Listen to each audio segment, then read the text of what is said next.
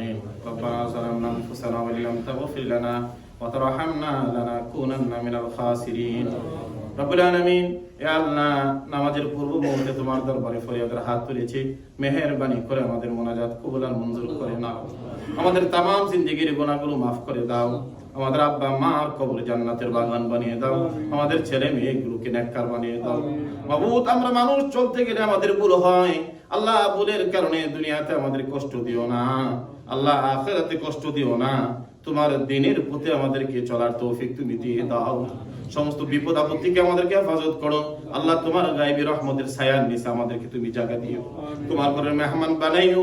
আল্লাহ, আমার অনেক ভাইয়েরা তোমার বাড়িতে যাওয়ার জন্য চেষ্টা করছে গত বছর থেকে ধরে। রব্বুল আলামিন, এই বছরও আমরা সবাই চেষ্টা করছি, মেহেরবানি করে তোমার ঘরের মেহমান আমাদেরকে বানাইও। তোমার বাড়িতে আমাদেরকে রব্বুল আলামিন তুমি নিয়ে যাও।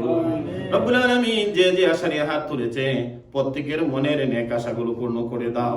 আমাদের মধ্যে যারা অসুস্থ আছে, মেহেরবানি করে রব্বুল আলামিন তাদেরকে শিফা আজালা দিয়ে দাও।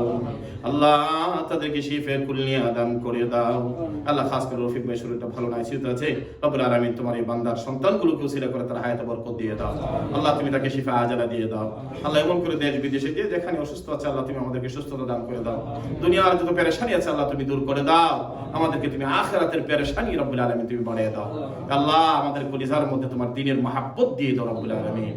سبحان ربك رب العزة عما يصفون وسلام على المرسلين والحمد لله رب العالمين. আল্লাহ, মৃত্যু যেদিন আসবে আমাদের জবানে পড়ায়া দিয়েন লা ইলাহা ইল্লাল্লাহু মুহাম্মাদুর রাসূল।